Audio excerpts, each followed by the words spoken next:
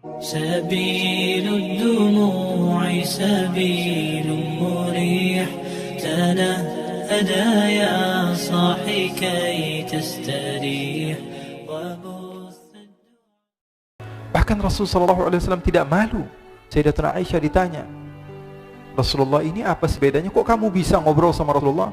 Kalau kami ini katanya di luar ngelihat Rasulullah SAW itu takut. Orang kata Sayyidina Ali bin Abi Thalib yang berjumpa dengan Rasulullah SAW akan ahabah wa idza khalatahu ma'rifatan ahabbah.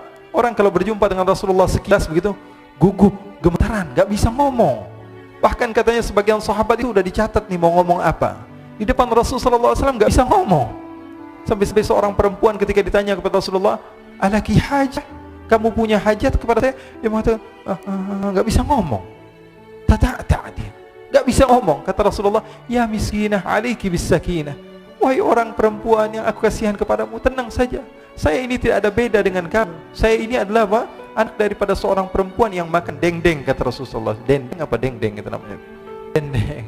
Ya, makan daging, kata Rasulullah. Tidak ada bedanya.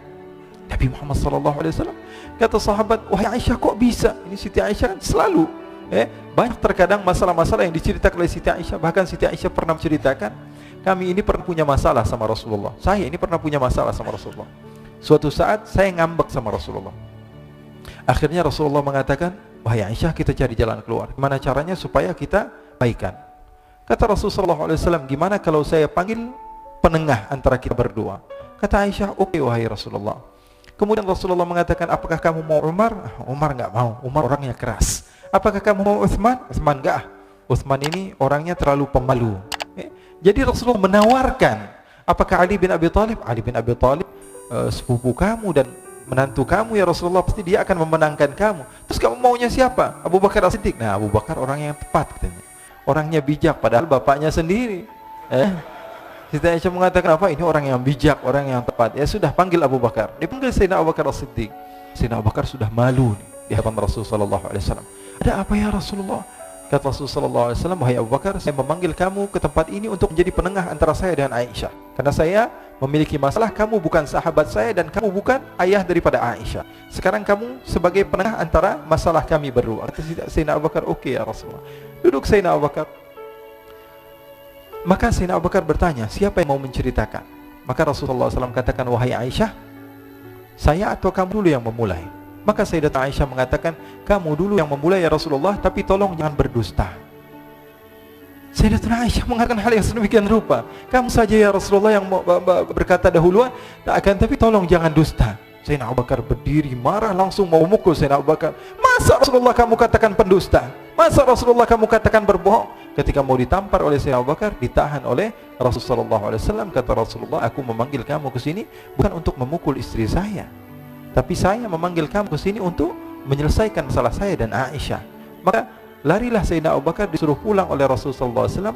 Lalu Sayyidatuna Aisyah memeluk Rasulullah dan mengatakan, Rasulullah SAW katakan pada Sayyidatuna Aisyah, kamu lihat betapa hebatnya suami kamu menyelamatkan kamu dari musuh kamu. Sehingga Sayyidatuna Aisyah malu dan mendekap kepada Rasulullah SAW. Ikhwani, Rasulullah SAW kehidupannya seperti kita, tidak ada beda. Jadi jangan kira bahwa sungguhnya kehidupan Rasulullah SAW ketika itu hanya khusyuk dalam ibadah saja. Tidak, Rasulullah SAW hidup dengan kesenangan, hidup dengan keharmonisan, hidup dengan apa? Hidup dengan canda, tawa. Rasulullah SAW didatangi seorang perempuan bawa air. Ya Rasulullah, tolong doakan suami saya sedang sakit ya Rasulullah. Kata Rasulullah, siapa suami kamu? Suami saya Jabir bin Abdullah. Oh, yang matanya ada hitamnya ya, kata Rasulullah. Bingung istrinya, ada hitamnya atau tidak? Coba, kata Rasulullah, kamu pulang dulu, kamu lihat ada hitamnya atau tidak. Pulang dia, ditanya sama suaminya, sudah dapat doa dari Rasulullah? Rasulullah tanya, mata kamu ada hitamnya atau tidak? Maka kata Jabir bin Abdullah, dia mengatakan semua mata pasti ada hitamnya. Akhirnya dia pun pulang ke Rasulullah SAW dan mengatakan, ya Rasulullah, suami saya matanya ada hitamnya. Sehingga Rasulullah SAW tersenyum. Rasulullah SAW pernah didatangi seorang wanita. Kemudian Rasulullah datang ke rumah Siti Aisyah. Ketika itu Siti Aisyah sedang duduk sama nenek yang sudah tua. Kata Rasulullah SAW, wahai Aisyah, siapa itu? Ini sahabat saya, Rasulullah sering duduk sini ngumpul sama saya, kata Siti Aisyah. Kata Rasulullah SAW, kasih tahu dia nggak bakalan masuk surga. Dikasih tahu sama Siti Aisyah, nangis ini nenek ini. Akhirnya pulang ke rumahnya nangis terus menerus setiap hari, sehingga dia tidak pernah datang lagi ke rumah Siti Aisyah.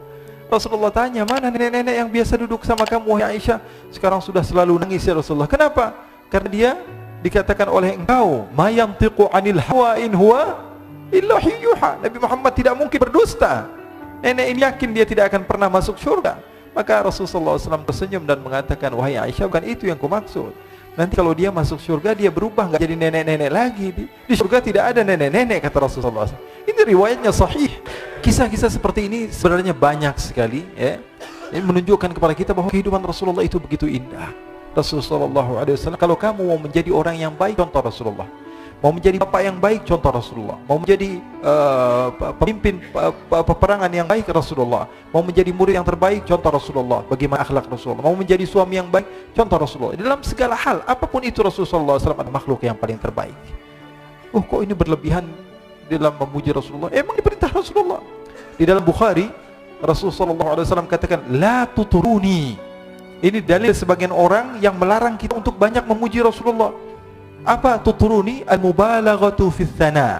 Berlebihan di dalam memuji Rasul. Katanya enggak boleh. Baca hadis Bukhari kata tidak boleh berlebih-lebihan di dalam memuji Rasul. Baik. Memang itu hadis Rasulullah, tapi tolong teruskan hadisnya. Rasulullah katakan apa? La tuturuni kama arratin nasara Isa bin Maryam. Jangan berlebih-lebihan di dalam memujiku, tapi ada terusannya. Seperti orang-orang Nasara memuji Nabi Isa. Mafhumnya apa? Rasulullah memberikan batasan. Arti daripada berlebihan itu ketika menjadikan Rasul sebagai Tuhan. Mafhumnya apa? Mafhumnya bagi orang yang pintar bahwa mau puji Rasulullah, puji semau kamu, yang terpenting jangan jadikan Tuhan. Jangan dijadikan Tuhan.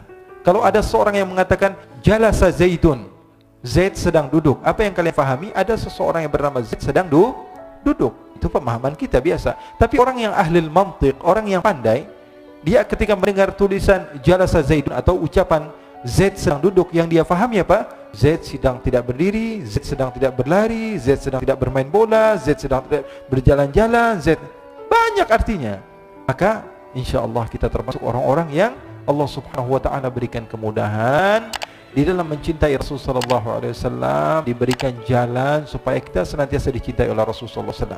Siapapun itu yang hidup di masa Rasulullah SAW memiliki kelebihan, memiliki kekurangan, tapi semua orang yang hidup di zaman Rasul adalah orang yang memiliki kelebihan. Rasulullah tidak pernah memandang mereka dengan pandangan yang hina. Siapapun, sekelas Abu Bakar, sekelas Umar, sekelas Nuaiman, semua di mata Rasulullah SAW adalah orang yang bersaksi bahwa tiada Tuhan selain Allah dan Nabi Muhammad adalah utusan Allah. Ini yang kita contoh. Poin yang saya ingin sampaikan kepada kalian itu saja sudah. Jangan pernah menganggap remeh manusia siapapun itu. Nampak dia adalah ahli minuman keras, akan tapi dia cinta sama Allah, dicinta oleh Allah. Cinta kepada Rasul, dicinta oleh Rasul. Oleh karena itu jangan pernah menganggap remeh siapapun, karena bisa jadi orang yang kamu hina adalah orang yang lebih mulia dibanding kamu.